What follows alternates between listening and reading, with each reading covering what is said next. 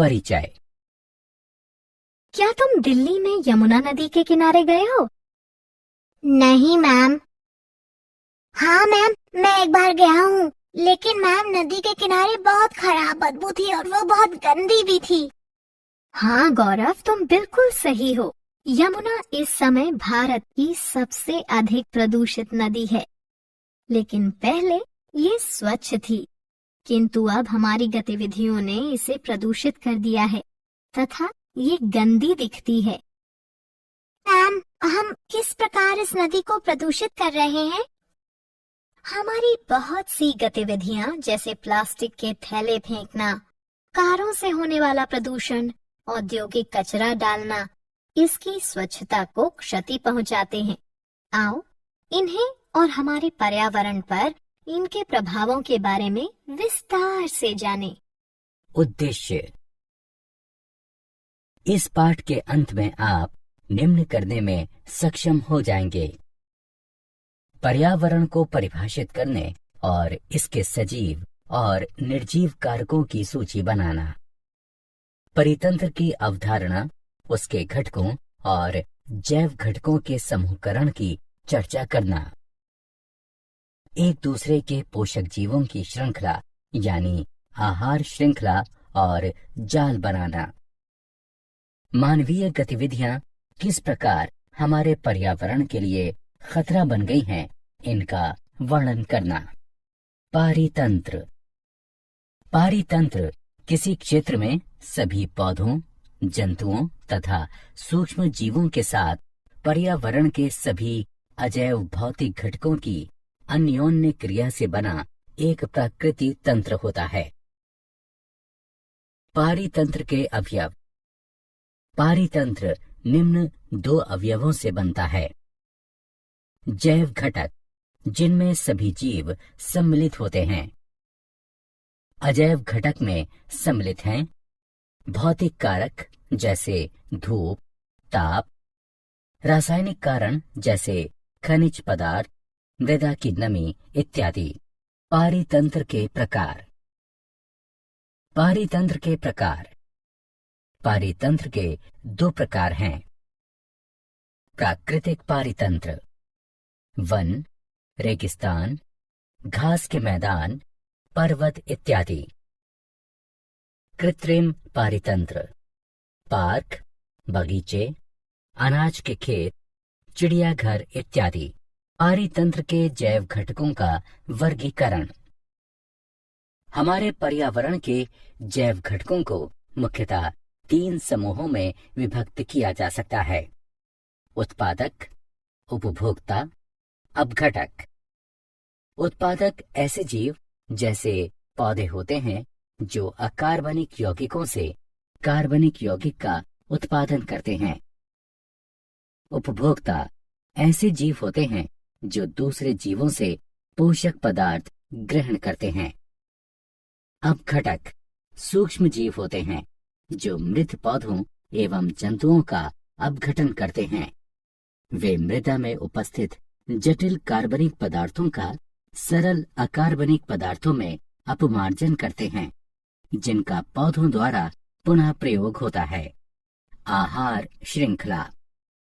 आहार श्रृंखला पारिस्थितिकी समुदाय में उपस्थित जीवों की उत्तरोत्तर व्यवस्था होती है, जिसमें एक जीव से दूसरे जीव तक आहार ऊर्जा की श्रृंखला का निर्माण होता है।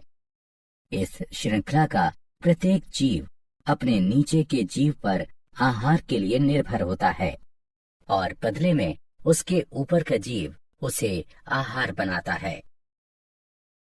आहार श्रृंखला का प्रारंभ उत्पादकों से होता है। उत्पादक प्राथमिक उपभोक्ताओं यानी शाकभक्षी का आहार बनते हैं।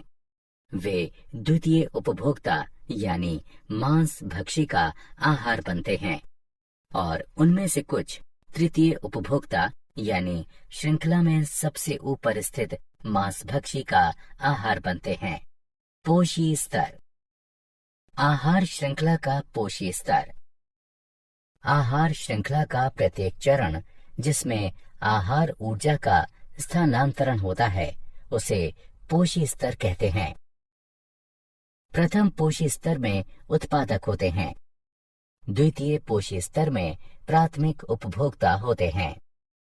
तृतीय पोषी स्तर में द्वितीय उपभोक्ता होते हैं। चतुर्थ पोषी स्तर में तृतीय उपभोक्ता होते हैं। चूंकि प्रत्येक पोषी स्तर पर आहार ऊर्जा का स्थानांतरण कम होता जाता है, इसलिए पोषी स्तरों की संख्या सीमित होती है और 4 या 5 से ज्यादा नहीं होती। पोषी स्तर।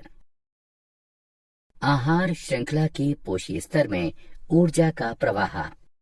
हरे पौधे यानी उत्पादक उनकी पत्तियों पर पड़ने वाली सौर ऊर्जा का 1% ग्रहण करते हैं और प्रकाश संश्लेषण के दौरान उसे आहार ऊर्जा के रूप में संचित करते हैं। एक पोषी स्तर से दूसरे पोषी स्तर तक ऊर्जा के स्थानांतरण के दौरान 90% ऊर्जा का क्षय हो जाता है और केवल 10% ऊर्जा ही एक स्तर से अगले पोषी स्तर तक स्थानांतरित होती है। अतः प्रत्येक पोषी स्तर पर ऊर्जा के स्थानांतरण में 10% का ह्रास होता है। इसे ऊर्जा स्थानांतरण का 10% नियम कहते हैं। जैव आवर्धन। हानिकारक रसायन जैसे कीटनाशक तथा पीड़क नाशक जिनका प्रयोग फसलों को कीटों और पीड़कों से बचाने के लिए किया जाता है, उनको पौधे अवशोषित कर लेते हैं और ये आहार श्रृंखला में प्रवेश कर जाते हैं। चूंकि ये रसायन अजैव निम्नीकृत है, यह प्रत्येक पोषी स्तर पर उत्तरोत्तर संग्रहित होते जाते हैं और इनकी मात्रा बढ़ती जाती है। क्योंकि किसी भी आहार श्रृंखला में मनुष्य शीर्षस्थ है, अतः हमारे शरीर में यह रसायन सर्वाधिक मात्रा में संचित हो जाते हैं। ऊंचे पोषी स्तर के जीवों के शरीर में हानिकारक रसायनों की मात्रा बढ़ने को जैव आवर्धन कहते हैं। आहार जाल। पर्यावरण में उपस्थित परस्पर संबंधित विभिन्न आहार श्रृंखलाओं के जटिल तंत्र को आहार जाल कहते हैं। मनुष्य के क्रियाकलाप पर्यावरण को किस प्रकार प्रभावित करते हैं? मनुष्य के क्रियाकलाप बहुत से अपशिष्ट पदार्थों का उत्पादन करते हैं जो पर्यावरण में फेंक दिए जाते हैं। ये अपशिष्ट वायु, जल और मृदा को प्रदूषित कर देते हैं। उत्पादित अपशिष्ट पदार्थ 2 प्रकार के होते हैं: जैव अपघटित अपशिष्ट, अजैव अपघटित अपशिष्ट। हम जो कचरा उत्पादित करते हैं उसका प्रबंधन हमें कैसे करना चाहिए? घरेलू अपशिष्ट को कचरा कहते हैं। कचरे के कारण वायु, जल और मृदा प्रदूषण होता है, अतः इसका सही तरीके से अपघटन होना चाहिए।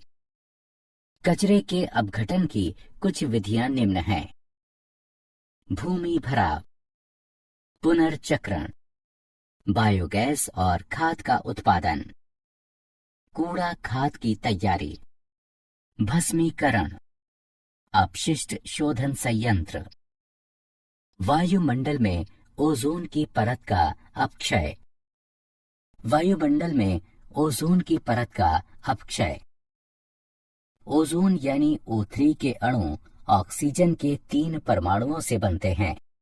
वायुमंडल के उच्चतर स्तर पर यूवी विकिरण के प्रभाव से ऑक्सीजन के कई अणु स्वतंत्र ऑक्सीजन परमाणुओं में बढ़ जाते हैं, जो ऑक्सीजन अणु यानी O2 के साथ संयुक्त होकर ओजोन बनाते हैं।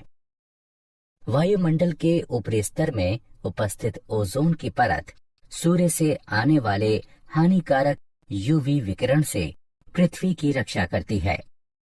यूवी विकिरण से मनुष्यों में त्वचा का कैंसर होता है। रेफ्रिजरेटरों और अग्निशामकों में प्रयोग होने वाले क्लोरोफ्लोरोकार्बन यानी CFCS जैसे रसायनों के प्रयोग से ओजोन की परत को क्षति पहुंच रही है, अतः ओजोन की परत की रक्षा करने के लिए CFCS का प्रयोग अब कम किया जा रहा है। मूल्यांकन। आइए आगे बढ़ने से पहले जांचें कि आपने कितना सीखा है। निम्न जलीय आहार श्रृंखला को पूर्ण करने के लिए जीवों को सही स्थान पर उठाकर लगाएं। क्या आप जानते हैं, ओजोन परत को क्षति पहुंचाने वाले पदार्थों पर 1987 में मॉन्ट्रियल संधि हुई थी। ये एक ऐसी संधि है जिसके अंतर्गत ओजोन की परत को क्षति पहुंचाने वाले पदार्थों के वैश्विक उत्पादन, उपभोग और उत्सर्जन में कमी आई है। सारांश। आइए हमने जो कुछ सीखा है उसे संक्षेप में दोहराएं। एक पारितंत्र में जैव और अजैव घटकों की अन्योन्य क्रिया शामिल होती है। पारितंत्र के जैव घटकों में उत्पादक, उपभोक्ता और अपघटक शामिल होते हैं। विभिन्न जैव स्तरों में शामिल जीवों की श्रृंखला आहार श्रृंखला का निर्माण करती है। एक पोषी स्तर से दूसरे पोषी स्तर तक जाने में ऊर्जा का सतत क्षय होता है। उत्पन्न होने वाले अपशिष्ट पदार्थों को जैव अपघटित अपशिष्ट और अजैव अपघटित अपशिष्ट में वर्गीकृत किया जाता है।